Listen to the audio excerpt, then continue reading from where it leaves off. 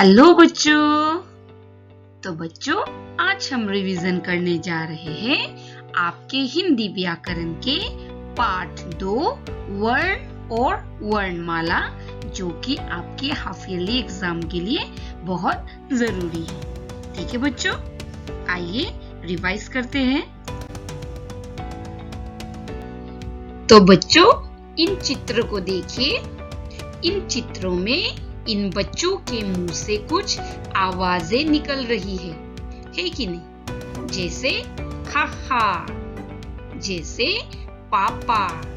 तो इन आवाजों में कुछ ध्वनियां होती है। ध्वनियां यानी कि साउंड्स, जैसे हम इंग्लिश में भी पढ़ते हैं ना, साउंड्स। हाँ, उसी तरह हिंदी में भी साउंड्स होते हैं जिसे हम कहते हैं ध्वनियां। जैसे आप देख लीजिए बच्चों, हा हा। देखिए, ह से हमने आ की मात्रा को अलग कर दिए। तो जैसे ही मात्रा अलग हुआ, ह के नीचे क्या आ गया? हलंत का चिन्ह। ठीक है, इसे कहते हैं हलंत।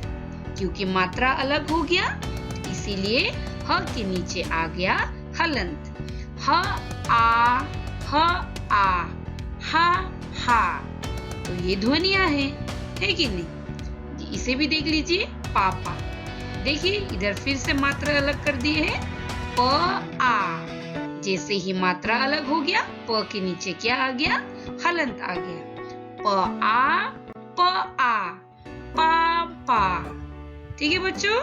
हाँ, तो इन्हीं मुंह से निकलने वाली ध्वनियों को हम क्या कहते हैं? वर्ण कहते हैं। ठीक है बच्चों, क्या कहेंगे?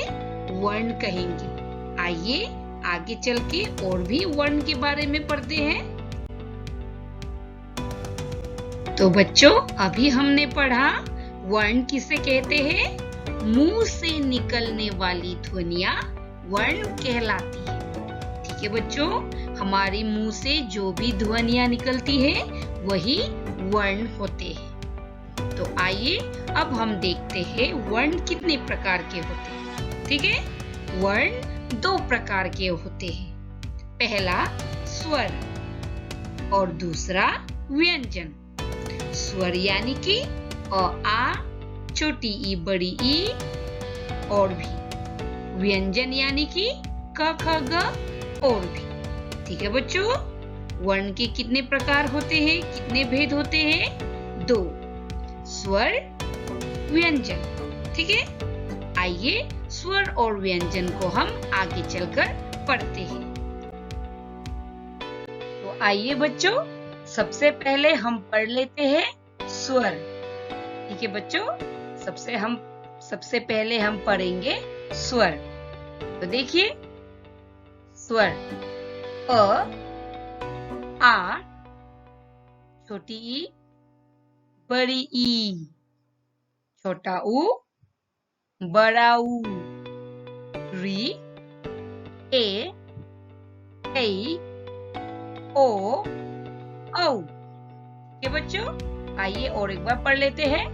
अ, आ, छोटी ई, बड़ी ई, छोटा ऊ, बड़ा ऊ, री, ए, ऐ, ओ, औ। देखिए कितने स्वर हैं? 1, 2, 3, 4, 5, 6, 7, 8, 9, 10, 11।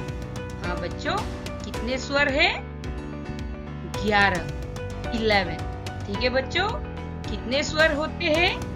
11 स्वर होते हैं, 11 स्वर होते हैं। तो आप सोचेंगे अंग और आह, ये दोनों भी तो स्वर है। तो इन दोनों के बारे में मैं आगे जाके आपको दूसरे क्लास में बताऊंगी। ठीक है, तो अब के लिए आप जान लीजिए कि स्वर कितने होते हैं? 11 स्वर होते हैं। ठीक है, आइए आगे चलते हैं। तो आइए बच्चों, अब हम व्यंजन को भी पढ़ लेते हैं। क, ख, ग घ ङ, च छ ज झ ञ, ट ठ ड ढ न, त थ ड ढ न, प फ ब भ म, य र ल व श, श स ह। तो आप सोचेंगे यहाँ पर तो और भी व्यंजन है, लेकिन हम उन व्यंजनों को यहाँ पर नहीं गिनेंगे, क्योंकि उन व्यंजनों को हम संयुक्त व्यंजन कहते हैं। संयुक्त व्यंजन बच्चों दो व्यंजनों को मिलाने से बनता है, इसीलिए हम उन्हें व्यंजन नहीं बल्कि संयुक्त व्यंजन कहते हैं। ठीक है बच्चों, तो आइए व्यंजन कितने होते हैं गिन लेते हैं। 1 2 3 4 5 6 7 8 9 10 11 12 13 14 15 16 17 18 19 20 21 22 23 24 25 26 27 28 29 30 31 32 33 33 यानी कि 33। ठीक है बच्चों, कितने व्यंजन होते हैं हिंदी भाषा में? 33 यानी कि 33। तो बच्चों अभी हमने क्या जाना स्वर के बारे में कि हिंदी भाषा में कुल 11 स्वर है। स्वर यानी कि वावेल। ठीक है, हिंदी भाषा में कुल 11 स्वर है। और व्यंजन के बारे में हमने क्या पढ़ा कि वर्णमाला में यानी कि हिंदी भाषा में कुल 33 व्यंजन होते हैं। ठीक है, स्वर कितने होते हैं? 11 और व्यंजन कितने होते हैं? 33। समझ गए? तो आइए बच्चों अब हम पढ़ते हैं वर्णमाला। वर्णमाला किसे कहते हैं?